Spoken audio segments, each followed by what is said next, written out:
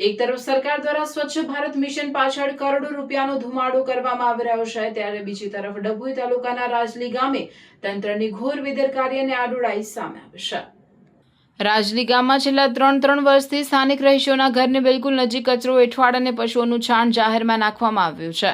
એટલું જ નહીં, ગટરના ગંદા પાણી પણ અહીં જ છોડવામાં આવતા આખો વિસ્તાર નરકાગારમાં ફેરવાઈ ગયો છે। સ્થાનિક પીડિત રહીશોના જણાવ્યા અનુસાર અસહ્ય ગંદકી અને માથું ફાડી નાખે તેવી દુર્ગંધથી છુટકારો મેળવવા માટે તેઓ છેલ્લા 3 વર્ષથી સતત લડત ચલાવી રહ્યા છે। ગામના સરપંચ અને તલાટી કમ મંત્રીને રૂબરૂ મળીને મૌખિક તેમજ લેખિતમાં અનેકવાર રજૂઆતો કરવામાં આવી છે। આમ છતાં સત્તાના નશામાં ચૂર સ્થાનિક વહીવટી તંત્રના પેટનું પાણી પણ હલતું નથી। સ્થાનિકોનો સવાલ છે કે શું તંત્ર કોઈ મોટા રોગચાળાની કે કોઈના મોતના તાંડવની રાહ જોઈ રહ્યું છે? ગટરના ગંદા પાણી અને છાણના લીધે આ વિસ્તારમાં મચ્છરો અને ઝેરી જીવજંતુઓનો ભારે ત્રાસ વધી ગયો છે। ઘરમાં નાના માસૂમ બાળકો છે, જેઓ 24 કલાક આ પ્રદૂષિત વાતાવરણમાં શ્વાસ લેવા મજબૂર બન્યા છે। જો આગામી દિવસોમાં અહીં કોઈ ભયંકર રોગચાળો ફાટી નીકળશે તો તેની જવાબદારી કોણ સરપંચ, તલાટી કે ડભોઈનું તાલુકા પ્રશાસન લેશે?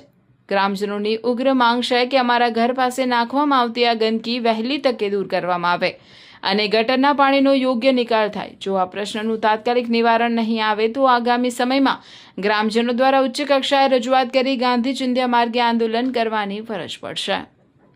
આ જે ગંદોવાળો છેલ્લા 3 વર્ષથી ચાલી રહેલો છે, અમે તલાટી સરપંચોને રજૂઆત કરીએ છીએ, વારંવાર વર્ષે એ લોકો એ કરે છે, બરાબર છે। હવે એને ગંધાઈ છે, કેટલું સ્મેલ મારે છે, એથી નજીકના રહેવાસી આજુબાજુમાં ઘરમાં છોકરાઓ છે નાના, તો એમને કાલે ઉઠીને કોલેરા કંઈ પણ થાય એની જવાબદારી કોણ લેશે? અને આનો કોઈ નિકાલો કોઈ કરતું જ નથી આજ સુધી। રોડની ઉપર છેક સમસ્યા એવી છે કે આ રોડનું પાણી, ગટરનું છાણ હાથે પેલા રોડ પર આવી શકે છે અને એનું નિરાકરણ કોઈ કશું કરી શકતું નથી। વારંવાર રજૂઆતો કરીએ છીએ તો લોકોને ધમકીઓ આપીને એ કર્યા કરે છે, દબાયા કરે છે। આવા સામાન્ય માણસ છે, એમનું શું થાય?